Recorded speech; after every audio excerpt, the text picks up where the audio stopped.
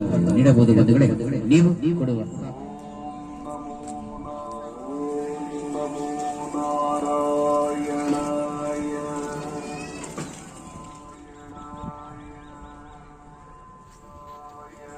ಇವತ್ತಿನ ದಿನ ಎಷ್ಟು ಚೆನ್ನಾಗಾಯಿತು ಅಂದರೆ ತುಂಬಾ ಖುಷಿಯಾಯಿತು. ಏಕಾದಶಿ ಇದ್ದಿದ್ದರಿಂದ ನಾವೆಲ್ಲ ಬೆಳಿಗ್ಗೆನೇ ಬೇಗ ಎದ್ದು ಮನೆ ಕೆಲಸ ಮಾಡಿಕೊಂಡು ಜೊತೆಗೆ ತಿಂಡಿ ಮಾಡಿ ಇಟ್ಬಿಟ್ಟು ನಾನು ನಮ್ಮ ಮನೆಯವರು ನಮ್ಮ ಅತ್ತೆ ಎಲ್ಲ ದೇವಸ್ಥಾನಕ್ಕೆ ಹೋದ್ವಿ.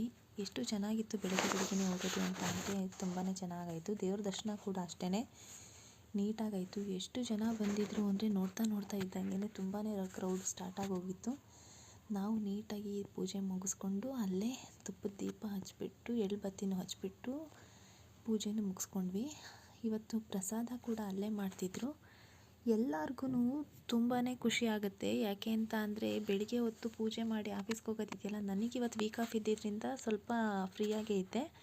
ನಮ್ಮ ಮನೆಯವ್ರ ಡ್ಯೂಟಿ ಇತ್ತು, ಅಲ್ಲೇ ಪ್ರಸಾದ ಕೂಡ ಇತ್ತು. ನಾನು ಮನೇಲಿ ಕೂಡ ಟಿಫನ್ ರೆಡಿ ಮಾಡಿಟ್ಟಿದ್ದೆ. ಎಷ್ಟು ಜನ ಬಂದರೂ ಕೂಡ ಅಷ್ಟು ಜನಕ್ಕೂ ಕೂಡ ಇವರು ಮೇಂಟೈನ್ ಮಾಡ್ತಾರಲ್ಲ, ತುಂಬ ಖುಷಿ ಆಯಿತು. ನಾವು ಎಲ್ಲ ಕೆಲಸ ಮುಗಿಸ್ಕೊಂಡು ಇಲ್ಲಿಗೆ ಹೋಗ್ಬಿಟ್ಟು ಟಿಫನ್ ತಿಂದ್ಕೊಂಡು ಅಲ್ಲೇ ಪ್ರಸಾದ ತಿಂದ್ಕೊಂಡು ಬಂದ್ವಿ. ದೇವ್ರ ದರ್ಶನ ಅಂತೂ ಅದ್ಭುತವಾಗಾಯಿತು ಅಂತ ಹೇಳ್ಬೋದು.